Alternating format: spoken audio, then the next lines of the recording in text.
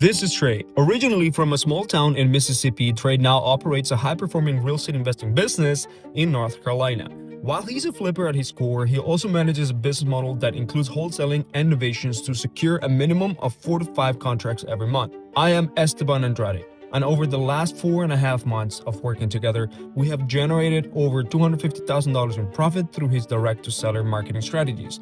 And because real estate is fundamentally a trust-based business, I have spent a lot of time analyzing the systems that Trey uses to build credibility and scale his operations.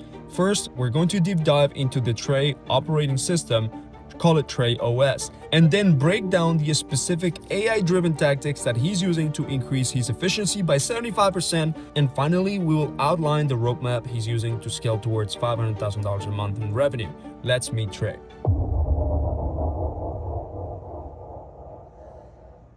What's up, everyone? This is Trader. Here's my client right here, brother. Thank you for being part of this. We're gonna be doing this session where we're gonna essentially be doing a hot seat and understanding Trey's business. His wholesaling business does multiple deals a month, and in the last 4 to 5 months working together, we've been able to do about over $250,000 in profit and revenue coming from mostly flips. He still has a lot more deals coming up. I think he just locked up a deal a few minutes ago, $45,000 worth. And he does flips, novations, and some wholesale. So I'm gonna walk through the entire business model, how he has it set up. And I'm gonna call this business model the Trey OS, right? That's a Trey operating system. So what does a Trey operating system right here? It constitutes and is shape of different things. So number one is lead gen, right? So we need leads in order to get things done. I'm sorry for my writing is horrible, but Trey is gonna tell me more about his system for leads. Then the second part of the system is essentially the follow-up. It's not FU what you think, but it's actually like the follow-up system. The third system that he actually has built is a good sales system, right? So that's a third system. And the fourth one, well, ultimately what we want to be able to do is all the systems and operations in the back end to be able to scale, right? So, brother, let's walk through each one of them. First one, I'm going to ask you questions. So how's your lead system currently set up right now? Yeah, lead system. So of course, Hezzo Media, Facebook, Google ads. We're also running YouTube ads and calling also. Okay, so this leads, what type of leads you're getting? We get, novation, fix and flip, subject to, wraparound mortgages, and a lot of deals, I would say, also inherited homes, and just to specify, inherited homes, probate deals, and then just a lot of sellers that are looking to sell, especially with this, just the economy that we're in right now. Foreclosure rates have ticked up, so a lot of homeowners want to sell before they go into the foreclosure. So we've been noticing we're getting a lot of deals that are in pre-foreclosure as well. Yeah. So your spectrum of leads essentially is the main seller motivations, right? So people that are about to lose their house on foreclosure, right? And inherited homes as well. Is pretty. Which one is a big one too? Which one is the biggest? Foreclosures, inherited. I would say inherited homes right now, which has been interesting for me. Previously, it was foreclosure homes. Right now, inherited homes have been pretty big, and I guess that's our that baby boomer population is kind of people have been passing away. So actually, it's interesting because with Facebook and Instagram, also with Google, we can hybrid target people that are in these current events just by the messaging itself, right? Like the messaging will be able to do everything. And since you have very high, high margin exit strategies, which is flips and also innovations, so you're gonna be able to make more money per deal but just by focusing on flips and innovations. Right. Now, you also do some wholesale, right? So tell me a little bit more, why are we kind of leaving wholesale kind of like the last one? Yeah, I would say wholesaling for me has been last. like when I came in this business, I was buying a lot of deals from wholesalers. And normally, you know, a whole assignment fee is anywhere from 10 to 15K. But I think of it like this, right? 10, 15,000 in an assignment fee when you can make 50 to 60K, you know, on a fix and flip. That's a 600%, you know, difference in your return.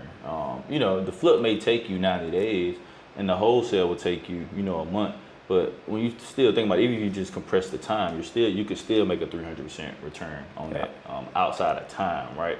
I feel like also another big thing, deals are harder to come by. A lot of more people are into real estate now. So like it just doesn't make as much sense. I think wholesaling now, especially when you know you're getting less deals than you would have 5-6 years ago. So those are probably my big.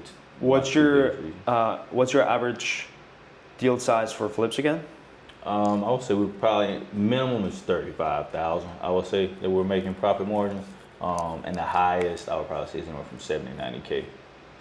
And you finish them at 90 days? Now we're probably like 90 days is worst case scenario. We're finishing most of them in anywhere from 14 to 30 days. Whoa! Yeah. How do you make it so efficient? Just the team, building the team. You have the right guys. Like for me, I always pay guys a little more, so you have the A players. Having the A players, you know, a lot of people come in. Let's say they want to do a 1,000 square foot house. They do a paint job for, you know, you get on the low end. Let's say you get it for 5,500. I'll pay a guy $7K, $1,500 premium, just because I know this guy's gonna get the job done quicker, and I know the quality of his work is gonna be great as well. Wow. Okay. And they're working like a lot of hours, so yeah, they're working finish. Monday. My guy working Monday through Sunday versus, you know, you pay a guy, you know, maybe 5,500. He may not work on a Saturday and Sunday, so that's 2 days right there that are gone. Especially, you know, just from a time standpoint, you know, 16 hours is pretty big. Especially like, you know, you pay the guy 5,500, he may only have 2 guys on the job versus the $7,000 company that have 4 guys on the job. So you can see how you can compress the time very quickly in regards to that. Saying compressing time, so it seems like time is one of the most valuable assets that you have and all the businesses and everything you do, right? So, okay. So we got inbound leads coming from Facebook, Instagram. How much are you spending right now on each or together? Yeah, together, Facebook, Instagram, I want to say I'm at 5K. Google Ads, we're at 7. Okay. And then YouTube, like I said, and calls. Okay, cool. Now, normally, for this budget, how many contracts would you be seeing consistently in your market, local market? Local, anywhere from 2 to 3, I would say. Okay. And closed deals, you being closing how many? Because you were flipper, right? Mm-hmm. You don't wholesale, so you would close everything. Yeah. If we close everything, we probably could do 5. Maybe 5 a month for sure if we close everything. If we did wholesale subject to, you know, if you get very creative, we definitely close more. We haven't closed as many because I've been primarily focused on fix and flips. Yeah, okay, that makes sense. And so if you were to be doing, you know, more wholesale here, how would you do it? Would you build a team or just maybe give this I would say else? if we did more wholesale, you really want to make sure you have a full-on disposition team, because you need someone that's going to really market those properties correctly. Like you can't just get on Facebook groups and you know, post a deal. If you're going to really focus on wholesales, you really need to build out a back-end disposition team to get that done for you, I think. Because you want to build your buyers list up, right? You don't want to just get on Facebook and just post a deal. The more time you have in wholesaling, I think the easier it is to wholesale a deal, because you have more buyers by the end. Yeah. You know, there's a lot of good companies you can use, investor base, investor lift. I think those are great companies too for wholesalers to actually be able to utilize. But really, you still need to build that disposition team too. Those are just great softwares to have. You have to have guys that understand the disposition side too. How do you have your current team set up in order to, you know, contain this amount of leads or all these inbound leads coming in every month? How's your team set up right now? Yeah. So at one point I had 3 acquisition managers. Now I just have 2. I think time is and we're kind of going back to time, and I say time a lot because I think time is one of the biggest assets that we have. You know, when you have someone working with you, 30 days is gonna be completely different from when someone working with you on month 6, right? They had enough time to actually grow and learn over that time frame, and they know what's important to you, what's important to the company, what do they need to do to actually perform well in their job. And I think that's been the biggest thing for us. So I've been able to condense versus actually grow. And one of the biggest things my mentor taught me was less is more. Even when it comes to employees, you don't want to have a super huge team. You just want to have a team of A players. You have the right amount of A players. You really don't need a great amount of employees when you got great people working. And where'd you get this 2 people? I had an associate. He's actually in a group that I'm in. It's essentially a high network group. Reached out to them, and they partnered me with a company. And that company kind of went out and just found them. Oh, okay. Kind of like a It's like hiring. a recruit. Yeah, they're a recruiting agency. So they go out. They do all the interviews for you, and you do the final interview. Yep. But when it comes to the experience, people they put you in contact with, the experience, I mean, it's phenomenal. The big thing is the people that they bring you, are they a great personality match? Yeah. That's the big thing. Especially like for acquisition manager, I'm meeting my acquisition managers every morning. So one of my kind of big things that I would say I'm bad on. I'm so busy all the time. I'm late for meetings, right? So I need acquisition managers that'll talk, that'll say things to me like, Yeah. hey, Trey, we missed 10 minutes. I want to talk about this. Can I have an extra 10 minutes and not just allow me to allow the meeting to end on time if they need more time and they actually need to talk about something. So Okay, cool. And these are commission only, or they also have a salary? commission and salary. Commission and salary. So Yeah. they did take a percentage of your deals, right? Correct. Yeah. Plus they have, is it a small base? Yeah, small base. Okay, all right, a base. Okay, cool. When did you decide to bring in acquisition people to help you with the leads? For me, when I see you could tell a system is working, or if you're too busy yourself. Like for me, one of the big things was I thought I could do it at first, but I just feel I'm too busy. And like I said, time is so valuable. Especially, and think about it, if you're paying anywhere, if you're paying around 15 grand for ads, you don't want to be playing around with ads. Like it can get very expensive very quickly. So every lead to me is crucial, and I want people on my team that actually focus on that. I want them to 100% be dedicated on the leads that we get in and making sure that they're calling them, following up, and getting deals on the contract. Yeah, okay. So let's talk about, because I know you're good at, not only you are good at talking on the phone, but you also have people that feed in, you gotta feed leads on.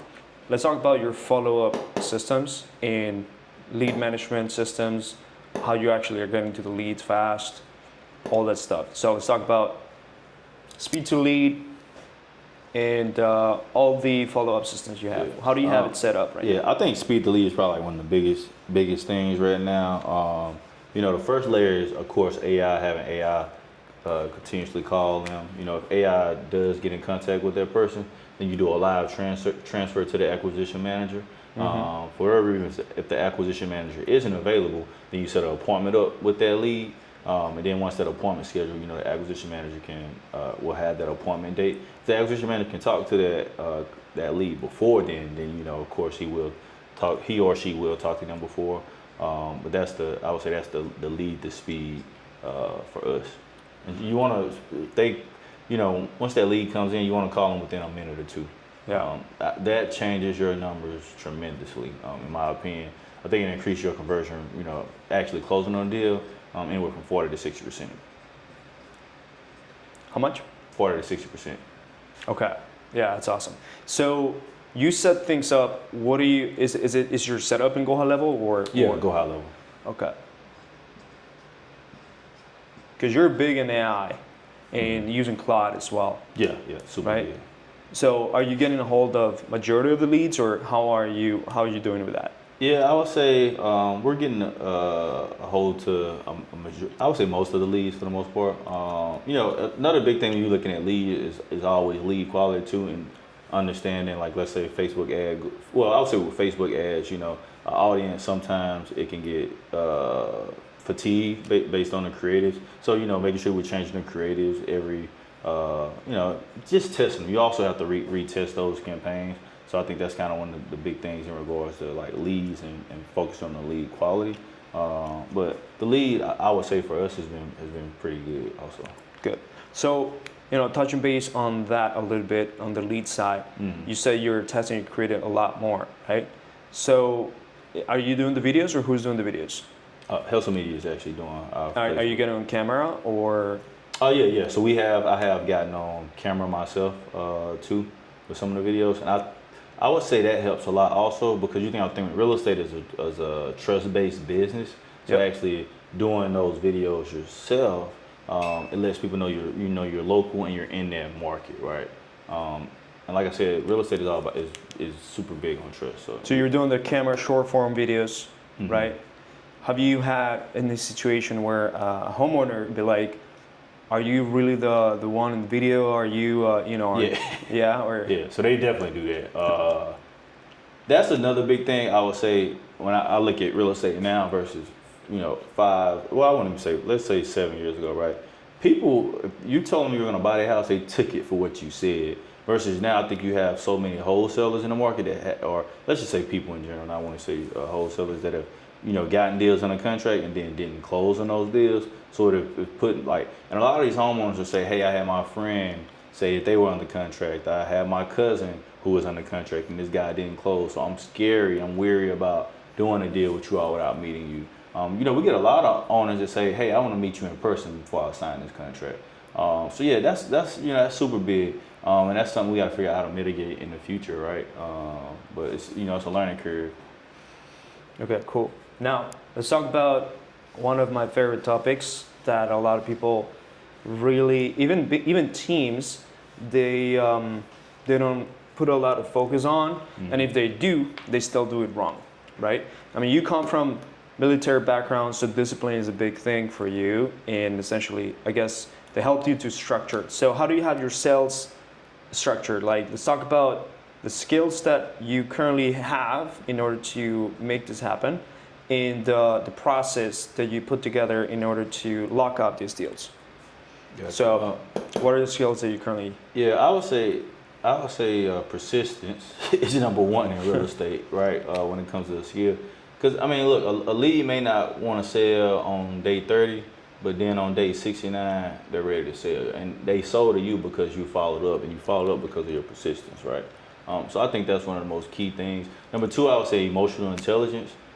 Understanding like what's the black swan to this seller. You know, why are they wanting to sell? Like, you know, especially if it's inherited property, then most likely, you know, their mother or dad just passed away. So how are they emotionally even handling this, and how can you make their life easier? So really understanding the black swan behind why is this person selling now? So that's, I would say, number two. And then number three, just really understanding that the trust signal, right? When you're calling someone, really just breaking down like why should they trust you in the first place if you're just randomly calling them, right? So letting them know who you are, right? What's your credentials? Who also have you helped in this neighborhood? Have you helped someone in the neighborhood? Have you helped someone in the state? Like actually saying these people names, giving them references if they would like to reach out and call them. I think those, you know, three things have been big winners for me, because now on number three, and it goes back to, you know, me saying people were wanting to actually, you know, meet in person when it comes to signing contracts. If you can give someone a reference that, you know, someone else that you just, you know, bought their home maybe 2 months ago, you got them out of a tough situation, that helps tremendously with sellers nowadays. That trust is super important. Okay, so social proof, reciprocity, emotional intelligence, and persistence. You know what's crazy? So I actually recommend a book called Influence. Oh wow, yeah, that's a great book. Yeah, by Mr. Cialdini. Yeah. And he has a lot more other books as well, right? I think it's How Many Ways to Say Yes or whatever, the steps to. Anyways, he has a lot of. Robert Cialdini has a lot of books and really teaches you all the skills that you need in marketing and sales, because marketing translates to sales, right? Oh yeah, exactly. And he talks about that social proof, reciprocity, and essentially, the rest are connect the dots. So you have that yourself, and that's how you've been able to have a high conversion ratio. I mean, you did majority of your deals since January. It's been about 4.5 months, and you got over 15 deals basically closed, and a lot more contracts. It's crazy. It's crazy. Like I've seen, your essentially our Slack channel. We have a Slack channel that says ding ding ding notification every single time that a client actually gets his contract, and you're one of the ones that have a lot more consistency in that. So you have that. So you're essentially applying what the book Influence talks about during the sales conversation. Now, how are you transferring these skills to your 2 acquisition managers? Oh yeah, that's a great question. I think for me, just listening to their calls, like popping in on a call, right, and listening to them go through our SOPs and our steps that I've told them, what to really look for. I made both of our acquisition managers also read a book called Never Split the Difference by Chris Voss. He was the FBI that's a big one. Interrogator. And his book, it just opened my eyes to never split the difference, right? Like really, and I guess it goes back to also what I said with emotional intelligence about understanding the black swan on why someone really wants to sell. But you have to understand that to understand the psychological barriers for most people actually have, right? This one person could, they may have in their head, childhood memories attached to this home. This other person may have, and those childhood memories may be great, right? So they keep this home is, near and dear to their heart. This other person, their childhood home, they could have had a horrible upbringing, so they want to get rid of this, thing super quickly. So, they tell you they need a 7-day close, you probably need to do a 7-day close because they're going to figure out the first person that can buy this house from them, right? Versus the childhood person that loves the home. They may need 90 days, but the big thing is making sure that you follow up on that 90th day. So I think those are, that's what I kind of taught to my acquisition managers, really listening. You said every morning? Yeah. Like when we're doing our meeting, like I'll listen to, maybe the calls from, if it's like Monday, right? I'll listen to the calls over the weekend that they may have, if they did work on Saturday or Friday, whatever the day is. And just listen to the calls, make sure that they're still, putting all those steps that we've talked about in place. Because, at the end of the day, you can train people continuously, but, sometimes, they'll drift off a little, right? Just make sure that they're staying on top of things. Nice. Where'd you learn to ultimately train people? I would say the military, 100%. Like, you got to think about the becoming an Army officer. The military gives you, the training is anywhere from $500,000 to $1 million worth of training. Like we're trained every single day from 17 to we're graduating college at 22, being an ROTC. You're just rigorously trained, especially at such a young age. Those skills are really great because as soon as I came out of college at 22, I deployed at 24, but at 22. I'm managing a 58-year-old or, a 48-year-old. Yeah. And, that's kind of a little weird, to be honest, at 22, telling someone that's 48 that's been in the military for 25 years what they do. And they have to listen to you. But you, on the other hand, you have to learn to be a leader, like, quickly. Like, it's no, hey, let me kind of phase through and walk through this. No, like, the Army wants results. Your commander wants results, so you got to figure it out. And I think I took those same principles into business, and even with hiring my managers and teaching them and molding them, it just comes naturally and easy to me now. Yeah. Okay. It's awesome. So let's talk about process in sales. What scripting or what framework, methodology, anything what scripting you currently use for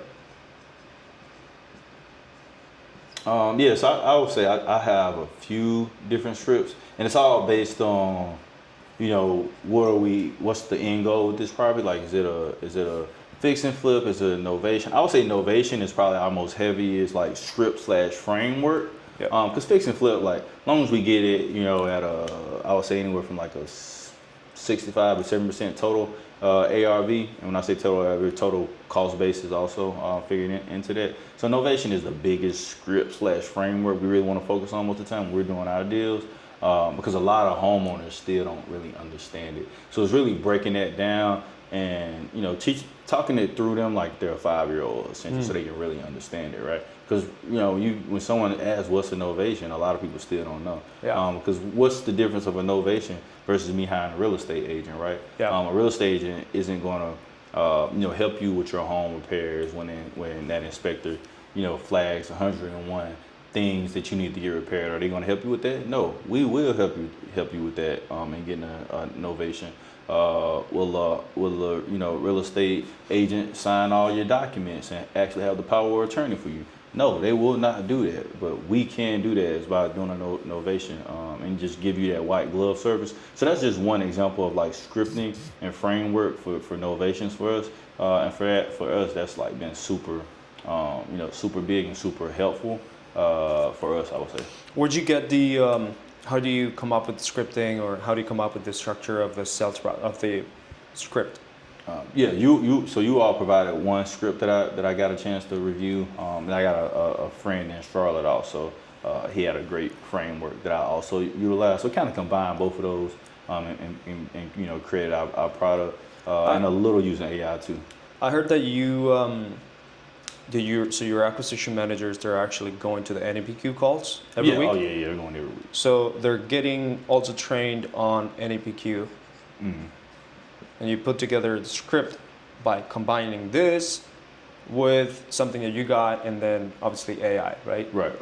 And this is what you're trying to maintain consistent within your team, I'm assuming? Exactly. Every morning? You have to have that consistency. What are the few things that you cover in the mornings every time that you are talking with them? So we definitely, cover the deals from the day before. How was the follow-up process? Did the contact rate? Did you actually get in contact? If you didn't get in contact, why do you think you didn't get in contact with that person? Those are like really the big things. But we also, we figure out what contracts are out as well, or what that we sent out. Why haven't they been signed yet? That's one thing right now we're really focused on. When we send out contracts, how quickly are they getting signed? Because it has to be some divergence in there on why, if we send a contract, why hasn't it gotten signed in 24 hours? If we've already talked to this lead about the contract, what's the holdup on signing the contract? Did we not explain it, well enough, or was this client just BSing around? What do you feel is the most the biggest reasons why trust homeowners don't trust. I would say I think trust is the biggest thing, because you got to think about you're talking to someone over the phone, and then they're sending over a piece of paperwork that's essentially they're signing over the when you look at someone's net worth, their home, like 85 to 95% of the people in America, their home is their net worth. It's essentially all their net worth, right? So they're signing this over to someone that's on a phone, a phone that told them that they're going to get paid this amount of money on this date. That's a super, big. That's a super big responsibility to even be able to sign that piece of paperwork over to someone, but then not alone trust them to do what they say they're going to do. So I think that's a super big. What are the few things you're doing to increase trust right now in your company? One of the big things we've done quick, and it's kind of just old and out of the playbook. A lot of probably wholesale investors don't do this because they feel like their name means a lot, right? One of the most simple things we've noticed, and we've had an increase, probably like I would say 20 to 30% increase rate on getting our contract signed quicker, is just about sending proof of funds, our bank statements to the clients. Yeah. Okay. So proof of funds, and then allowing them in that proof of funds having verbiage from our banker saying that they can call them and these funds are verified. Okay. That's What like else? been one of the biggest things. What else are you doing to increase trust? I would say, Google, having Google reviews is big, and offering references also. It's from other homeowners or from where? Just from past homeowners that we work with, that have allowed us to be able to, personally give their phone numbers out. They were just happy to work with us, so they wanted to be listed as a reference.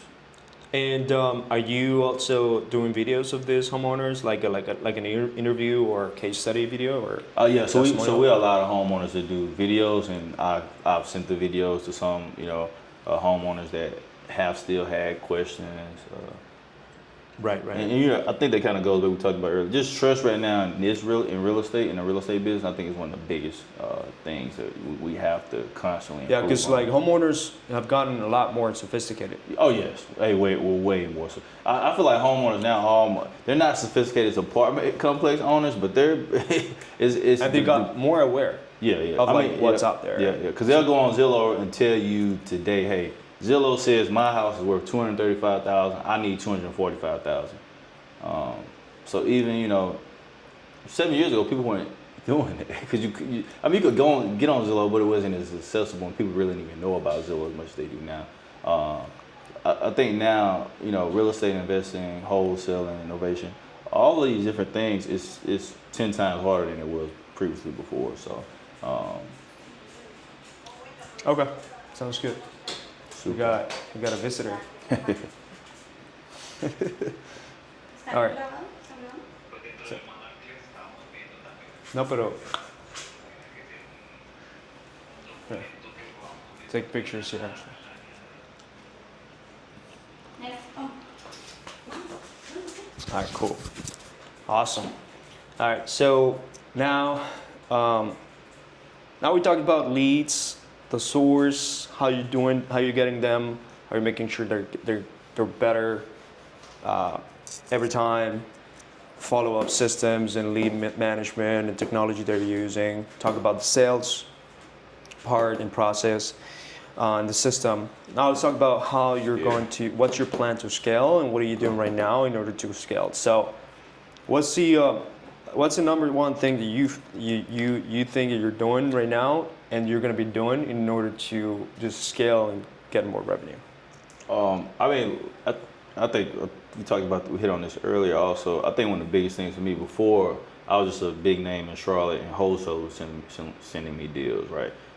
Now I like the Facebook ads, Google ads. To me, that's one of the most beneficial things because I'm the direct to sellers now.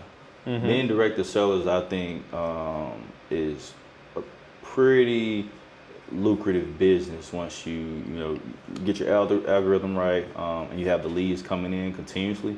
You really have a deal flow that you can depend on versus wholesalers. They can send you a deal when they want to send you a deal, right? So having that deal flow now, I think is definitely going to help us scale to $500,000 months very quickly. Because I look at ad spend, right? If you're doing $100,000 a month, as long as you're spending 25% of that on ads, you're going to do $100,000 a month. 250, 20, just do 25% every time, and you can hit that number in revenue. I think pretty easily. So that's probably I would say our number one thing. Then number two, just strategically aligning my acquisition managers, because the bigger you scale, the more systems and processes you need to put in place, because things can break easier the more you're scaling, and then the more people you have on your team too, right? I still want to keep, make sure we're mainly focusing on A players, but enabling team members is super important. Number three, I would probably say continuous training for the team too, because real estate changes, right? We don't know. South Carolina could shut down novations next month. And that could take anywhere from 10 to 20% of our business away overnight. So I think that's important to being adaptable and making sure your team is we're always on top of every economic shift that can happen. So definitely better training continuously. Like back in 2022, 2021, 2022, I know that a lot of wholesalers were selling deals to hedge funds across the country. They're making millions. And then once the hedge funds changed and they stopped buying deals so high, a lot of businesses went down. Yeah. So they had to like learn different things. Right. Or whenever we got hit by the different economy, and then sellers literally stopped, selling. They were selling, and then everyone was like, "Wow, I'm not getting cash deals," and also cash buyers are kind of like backing up. What do I gotta do? That's when they started coming up with a lot more innovation deals, which has been in the game for a long time. Yeah. So essentially, better training, and then enabling your team to be able to expand with proper, systems and processes. So I think that's huge for sure. You come from business consulting, right? Mm-hmm. What are the top systems that you believe that your team needs to have in order to scale? Probably one of the biggest systems is ramp. I like rampant like AI system. Mm-hmm. Like I said, I think AI right now is going to change the world, and those companies that aren't utilizing will definitely be left behind. So for me, it's like one of those things I'm studying day and night, trying to improve. Masterminds. Getting with the right people that are actually implement AI in businesses and automations. I think that's like one of the I would say big focus points on this second half of 2026 was. Nice. All right, so we got, you're getting your lead from inbound marketing, so enables your team to get higher quality leads, so you can get more deals. We got follow-up systems and lead management systems to be able to keep up with the traffic, qualify them with AI, and then ultimately doing speed to lead, so you can actually have better conversations. Your sales process enables your team and your business to get leads to contract at a higher ratio, and then ultimately closing more of those deals because you have a repeatable way of getting people to sign. You increase the trust with different systems that you have put together and so on. I think a few people they want to do everything themselves, so they don't even hire acquisitions, and they never scale. Yes. Because they're doing everything, like from operations, wearing every hat, they're doing the dispo, they're doing the sales, they're doing lead gen, so they never sell. So you learned leverage of time. That's what your biggest thing. And in order to scale, there's three main things that you believe. Obviously, you got to get more deals from like Google, Facebook, Instagram. That's how you're going to do it. You're also going to be enabling your team with better systems and processes. And I guess, what was the third one? Forgot.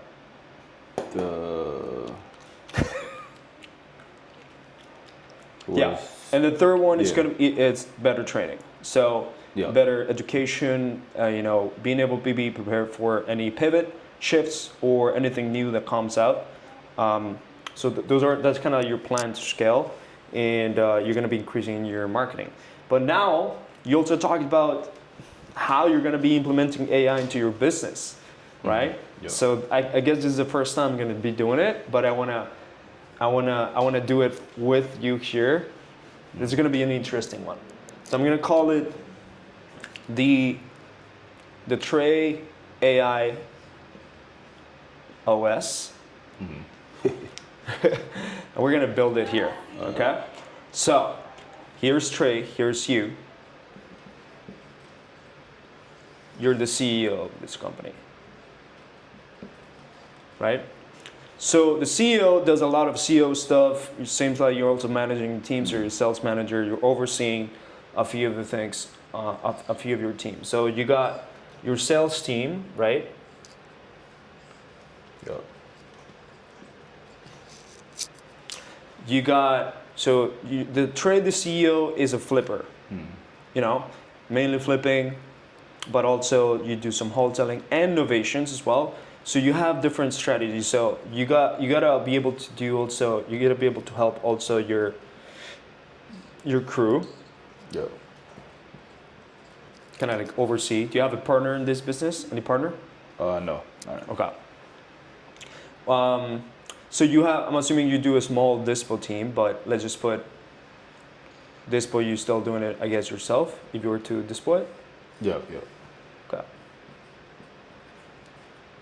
So this is acquisition, even though both are sales, but this one is dispo, right? Yeah. What else? So I'm assuming you're also good. Do you have a transactional coordination company, Correct, or yeah. who do you use? REI Simple. Okay. So this is TC. Yep. So a service that does your TC and all the paperwork and stuff like that, right? What else is in there that we can put together? So we got sales, you got your crew, you got your dispo, you got TC, and then someone that takes care of your finances. Not sure if you have. You could say bookkeeper, accountant too. You also have an account. So kind of someone that takes care of. Yeah, just every month. Yeah, just making sure. So they do the tax strategy. So it's not something we have to worry about up there. Yeah. So as a whole, you have a very simple business, right? You got people that are helping you with sales. You got a crew you're paying them well, and basically that's how you're able to do more. You're still doing dispo, and then someone does the TC for you. So how can we AI this? So how can we ultimately get this and build AI team members under this? So what will be the first one that we can build? Let's talk about what? AI setter? Yeah, obviously, you can do AI appointment setter. So this AI appointment setter could ultimately call every single lead for your closers, either that have been, dead or been sitting in the CRM for some time. This AI setter could call the lead as soon as they come in, and if your closers couldn't get a hold of them. Yep. This AI setter could also nurture your lead. current lead pipeline as you build your pipeline and so on. What else do you think we can do with the AI setter? Yes, we said nurture. They can do all the follow-ups. I mean, you even have some AI now where they can actually call like new leads for you too. If you scrape a list, if you got a list of tax deeds or properties that just got inherited, we could do outbound calling too. I think that's another big thing we could do. So I think the two big are the appointment setter, and then lead the lead follow up too. I think those three. Then having the outbound sales calls as well. I think that's good for So sales. what if this AI setter helps you have more information about this seller before you ever talk to the seller? Oh, I think that would be phenomenal. Yeah. What if this AI setter not only prepares your calls with, okay, this is who the seller is. I went through the list. I scraped the list of the city. Any data from PropStream or any data from any data provider. This is where the seller currently is sitting at.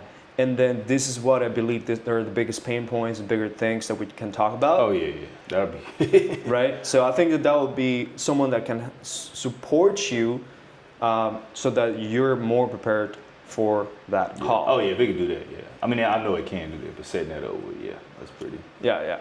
So okay. So let's talk about another one here on sales. So what other AI agent or automation can actually help you, let's say, build something better for this? I'm thinking this. So what if there is a way for you to increase trust, right?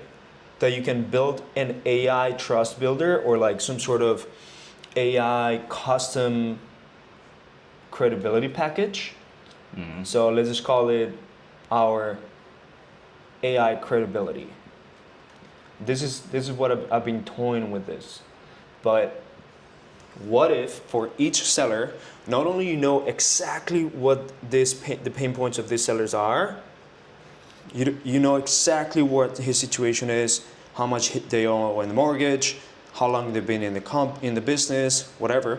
And then this AI credibility package would essentially build a landing page with all the different testimonials you got, all the different credibility social proof that you got, that is specific to that specific seller, and builds a landing page that talks about their specific pain points and desires that is custom to them. Yeah, that would be game changer. So it includes the proof of funds, obviously, but it would include all the testimonials, Google reviews, videos that you have that are relevant to the seller. It would include even a video of you with HeyGen AI video talking about the how you're able to how you're going to be able to solve their specific pain points, right? And the process and how it works to solve their specific pain points. Oh yeah. All of this can actually be built out if you actually create a landing page through AI that has a specific template, but it customizes all the messaging for that specific set. Yeah. I think, and then you're going to be able to use that link and send it to the sellers at any given point just to increase the trust. Like this is your customized credibility package. Yeah, I think that'll be next level. So that's going to be a good one. All right, for Dispo, what can we do for Dispo? What do you think we can actually build? I would say kind of reverse engineer it based on our sales, right? Essentially the same thing, get appointment setters, but we're just focusing on investors that are actually buying homes now. But scrape, we have our address in regards to the property that we're that we've already closed. Well, potentially may close on. If we purchase as a fix and flip, but figure out all the buyers that are actually in that area. We just have AI, send them either text, emails, or outbound calls. So in this case, let's not call it setter because it's still the same setter, but let's call it SDR. Sales Development Representative. Because it's more like a B2B type, right? Like you were gonna be talking to, investors, flippers, business owners that are buying deals, landlords, all that stuff. So this SDR, it's what? Essentially building a list, right? Building a list consecutively, and then messaging that list in a custom way. Right? Potentially what? Calling them? Yep. I think that's good. Messaging, calling them.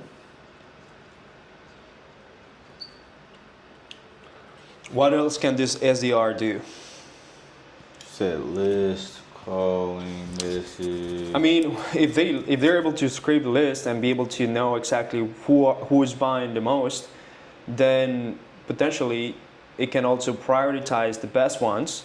And then will also alert you when someone has recently purchased a deal. Yeah. Or if a new investor comes about that we didn't know about in the first scrape. Yeah. And then it will just keep essentially building this buyer relationships so that not only this AI is qualifying them, but you're going to be able to actually build a better list. Right. In your yeah. And it'll only get better and better essentially. So yeah.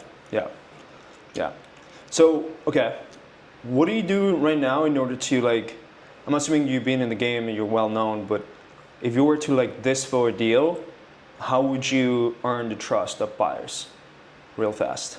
If I haven't, I guess I'll backtrack. If I haven't been in the game, I think it's interesting, right? When you're purchasing a home, I think you have to earn trust. I think when you're dispoing, trust isn't as big as a factor because people just care about the numbers on the deal. That's true, right? If an investor sees the numbers on the deal good enough, they'll sign a contract pretty quickly as long as they can check out the house, right? Because for them, it's all about the house. Like you're not the trust factor, the structure of the house and the deal actually closing is just the making sure the house doesn't have multiple liens on it or title issues. Those are, I would think, the big trust factor. But they can all of those things can be closed out with the attorneys. I don't really think dispo has a big trust factor. The trust factor is making sure that the contract that you have with the actual seller is legit. That's kind of the big way I look at that. But if I had to focus on trust for someone that's going to buy a property from me, just letting them know, we've done this before, giving them references, sending them address to other properties that we held contracts to that we sold. That'd probably be the big things I would do. Cool. All right. So TC, you're paying a service right now, right? Mm-hmm. So I guess if you're paying the service, what would you do in order to compensate that service or make it better or even replace? I would say I've been thinking about this hard, right? For the transaction coordinator on how to use AI. a little better. And I really feel like since you're dealing with attorneys right now, it's kind of very hard to allow them to use AI as much, because even like I've been seeing some things online about how AI has kind of did some things incorrectly for a lot of attorneys. So a lot of them, they're kind of shying away from AI right now.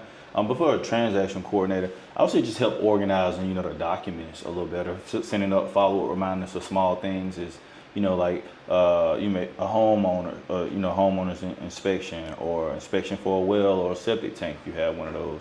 The USDA requires a lot of different inspections. So just keeping all the inspections followed up on and sending reminders to the homeowner, and also, the buyer. I think those are kind of the big things for the transactional coordinator. Just make sure you stay on time with, and then sending out, reminders about documents that maybe need to be signed.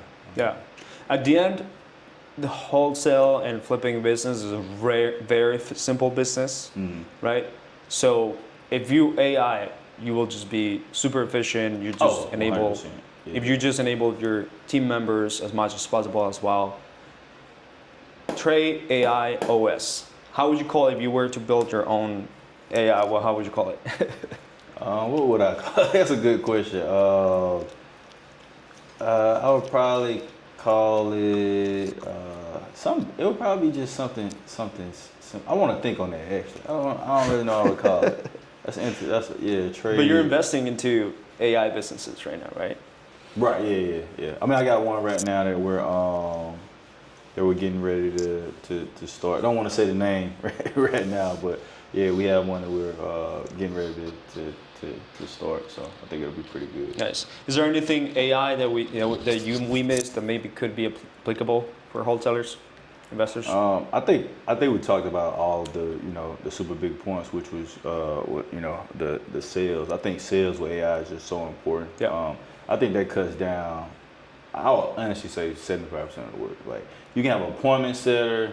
Because, I mean, you got to think about it, just sitting on the phone calling these sellers all day gets tiring, right? But if you can, have someone calling all day, setting appointments, then you have an appointment on your calendar for when you're going to get to talk to that actual decision maker here. I think that changes the game. It stops a lot of the, wasted time. So I think that's, for me personally, what I've noticed in our business, that cuts down 75% of the time. And that's why, you can go from having 3 acquisition managers to 2.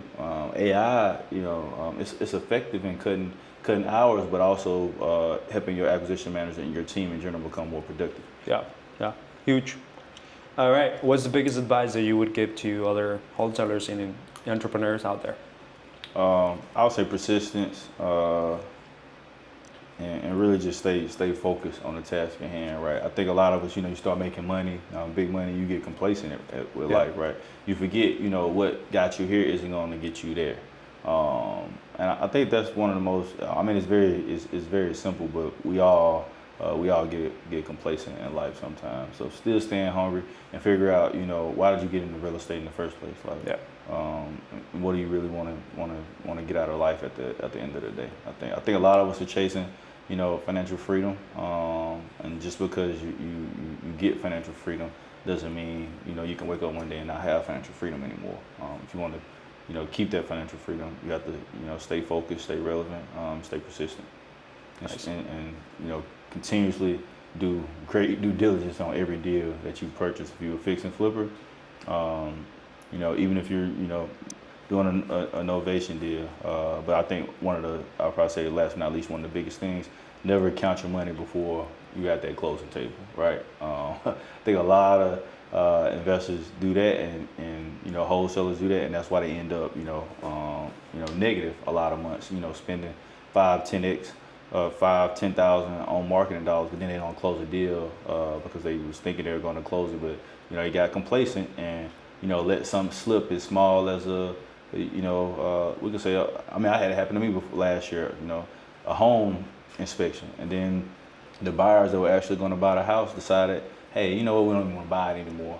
They was that mad about a home inspection, right? Oh wow! So it's small things like that. I think we have to make sure we still being meticulous on and staying on top of, because someone can walk away from a and you could be making 30,000 on a deal and someone walk away overnight, and now Yeah.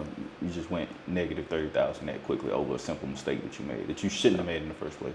Yeah, that's crazy. You can definitely go broke real fast here, but also you can make a lot of money. Oh, 100%. Yeah. Wow. Thank you, brother, for this mini masterclass. All right, so we just finished the first build out of Trey OS and a masterclass on how he has built his real estate investing, wholesaling, flipping business. And we learned how he's actually doing about 45 contracts per month, and then ultimately leveraging AI, leveraging email marketing. He's in the last 4.5 months, he's made over $250,000 worth of deals, and even got more contracts that are close to $500,000. And if he closes all of them, obviously from all the different exit strategies, then he'll be making a lot of money, by the end of the year. And he's not only a real estate investor, but he's also a serial entrepreneur. He's in this hospitality industry. He's in the real estate industry. He's going to be in the AI industry. He's bullish on robotics and AI. And there's a lot of things that you can actually learn from Trey. And he's obviously one of those minorities that are very proud of that, the community that he's built, that where he comes from. He comes from a small city, a small town in Mississippi.